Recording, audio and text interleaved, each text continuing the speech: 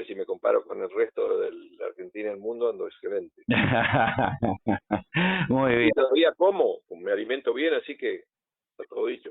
Bueno, días atrás, el nuevo ministro, nuevo viejo ya, ministro de Economía, Caputo, anunció las diferentes medidas que va a ir tomando a priori el nuevo gobierno electo. Vamos a hablar entonces, es un repaso de este esquema con Luis, contándonos por ahí lo que tiene que ver con la parte social, los problemas, el modelo socioeconómico y bueno, la riqueza concentrada que se va. Contanos un poquito cómo viene a tu mirar, cómo fueron las medidas, cómo las tomaste. Sí, sí, Genaro, yo insisto en esto porque ha habido un trabajo sistemático de los medios haciendo o pretendiendo, ¿no es cierto?, que la gente crea que los problemas que existen en Argentina es por culpa de los trabajadores y los jubilados. Entonces es infernal cómo han metido en la cabeza eso y cómo mucha gente, bueno, sin demasiada información se lo ha creído. Nosotros somos un país, ya lo repito muchas veces, inmensamente rico, pero vamos a partir del diagnóstico. ¿Cuáles son las causas de los problemas? Nosotros ya hemos hablado de muchos problemas que existen, ¿no?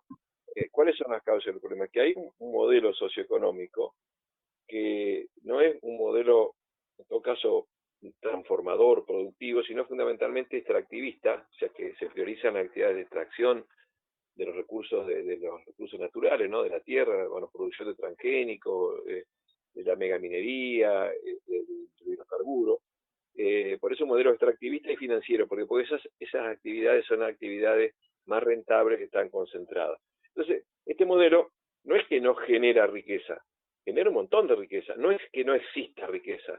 La riqueza existe, pero se concentra en muy pocas manos por dos vías, por el proceso inflacionario y por la especulación. Entonces vamos a empezar por ahí, ¿no es cierto? Porque si no, equivocamos, decimos, la culpa de los argentinos es los jubilados, los planes sociales. No, no, acá nosotros tenemos, hay plata pero está concentrada. Y vamos a poner ejemplo. Nosotros en Argentina en los últimos años, ya desde hace varios años, tenemos exportaciones récord histórica, es decir, estamos produciendo y exportando muchísimo. Tenemos una balanza comercial favorable que a lo largo de este siglo ha generado más de 200.000 millones de dólares favorables, o sea, por encima de lo que exportamos, por encima de lo que importamos en 200.000 millones de dólares, inclusive más cerca, del año 2019 al 2022, exportamos por más que lo que importamos, por más de 50.000 millones de dólares. Es decir, ¿cómo que no hay plata? Estamos generando enormes. Los banqueros, como para dar un ejemplo, ¿no es cierto? Los banqueros que prácticamente su actividad no ponen ni plata ni esfuerzo encima, sino plata ajena, y tienen ganancias fabulosas. Es decir, que existe riqueza. Los monopolios que concentran los distintos mercados en la Argentina tienen ganancias enormes, en especial los que están dedicados a la producción para el consumo interno. Hay ejemplos concretos, ¿no es cierto?, de las principales empresas alimenticias en la Argentina.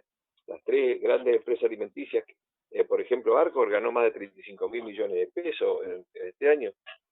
Molinos Río de Plata más de 20.000 millones de pesos de ganancias, Ledesma más de 13.000 millones, o sea, el azúcar, la hierba, los productos. ¿Y cómo aumentar? ¿Cómo ganaron tanto? Ganaron plata con inflación, aumentando los precios. Y los bancos, ni hablar.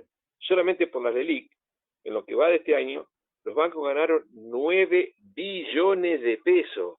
¿Cómo que no hay plata? Entonces empecemos por hacer un diagnóstico correcto. Plata existe, pero está concentrada en un sector minoritario.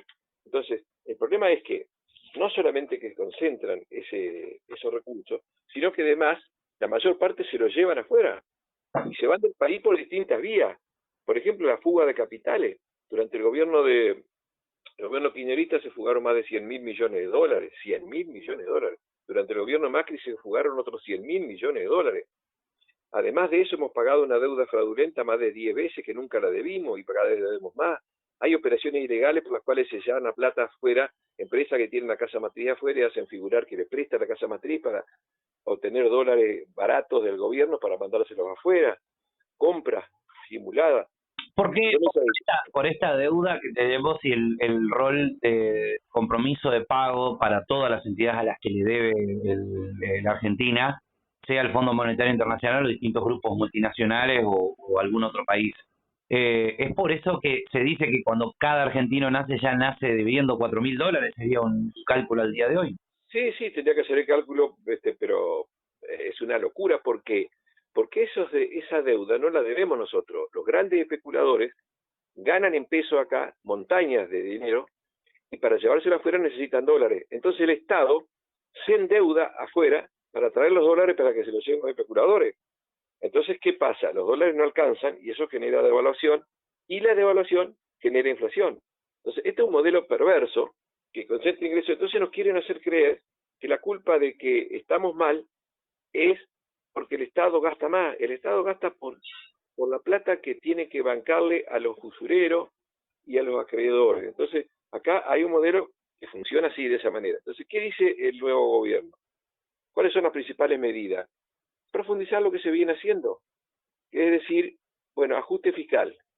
¿En qué se ajusta? En los subsidios a las petroleras, en los pagos a los usureros, en pago a los bancos, en pago a la... No, se quiere ajustar vía la inflación, promoviendo más inflación. ¿Y por qué el Estado quiere promover más inflación? Porque obviamente si hace una devaluación de más de un 100%, obvio que eso en Argentina, la causa principal de la inflación es la devaluación del peso frente al dólar. Eso sí, históricamente desde los años 50 del siglo pasado. Y ahora no quieren hacer creer que es por la emisión monetaria, lo cual es falso, ¿no? Entonces, ¿qué pasa? Si queremos combatir esta situación, no podemos combatir el fuego, no podemos echarle combustible. Y sí, se le echa combustible porque la intención es que al haber devaluación va a haber más inflación y el Estado va a cobrar, además, va a haber más inflación, van a ganar las grandes empresas, ¿no? Mucho más, va a concentrar más el ingreso, pero el Estado también va a obtener más recursos, porque el Estado tiene impuestos indirectos sobre la base de los precios de los bienes. ¿Y para qué quiere el Estado ganar más? Porque así ajusta, porque no va a aumentar ni los salarios ni los haberes jubilatorios, entonces va a tener más plata para pagar a los usureros por una deuda que nunca debimos y debamos más de 10 veces. Entonces, Tan bueno, ahora se me fue, me quedaron en el camino con varias cosas para preguntarte. Me quedé con lo del modelo. ¿Este modelo que se viene ahora o que estamos viendo ahora ha cambiado algo con el anterior que tenía el gobierno pasado? Digo, en la aproximación, ¿no? no. Todo, hay muchas cosas que no se pusieron en práctica todavía y hasta puede ser peor, digo, el diagnóstico o puede ser contrario o no sé, va todo para, entendemos ese punto. Ahora pregunto, los otros modelos que fueron sucediendo en esto que vos bien sabés viene hace muchísimos años y que es un problema cultural también nuestro, de gastar de más de lo que podemos producir, ¿no? Y bueno, pues Pero, las otras a ver, cosas. ¿en qué gastamos de más? Porque eso es totalmente falso. Es decir, acá hay un modelo, nosotros como país estamos exportando mucho más de lo que compramos. Estamos generando capitales en cantidades siderales. 200.000 millones de dólares de superávit de la balanza comercial a lo largo de este siglo. Y se fueron todos. Nosotros generamos riquezas, pero nos saquean. Entonces, acá, por ejemplo, los jubilados, después de haber trabajado durante 40 años toda su vida y aportando, y haciendo un fondo concreto, y son saqueados, son robados, les modifican la ley, le sacan algo que le corresponde legítimamente. Ujú. A las provincias también le corresponden recursos legítimamente y el gobierno nacional le saca. Entonces, vamos a empezar por ahí, vamos a hacer un buen diagnóstico. Acá el problema es que somos saqueados, y hay cifras, hay números concretos, ¿no es cierto?, que lo dicen. Nos están saqueando y en ese marco, para aumentar el saqueo, tienen que aumentar la inflación y han dejado libre los precios en contra de cualquier teoría económica, ni siquiera la más ortodoxa, que dice que si hay monopolio no se puede dejar libre porque no hay libre juego de la oferta y la demanda, porque hay imposición de poder dominante.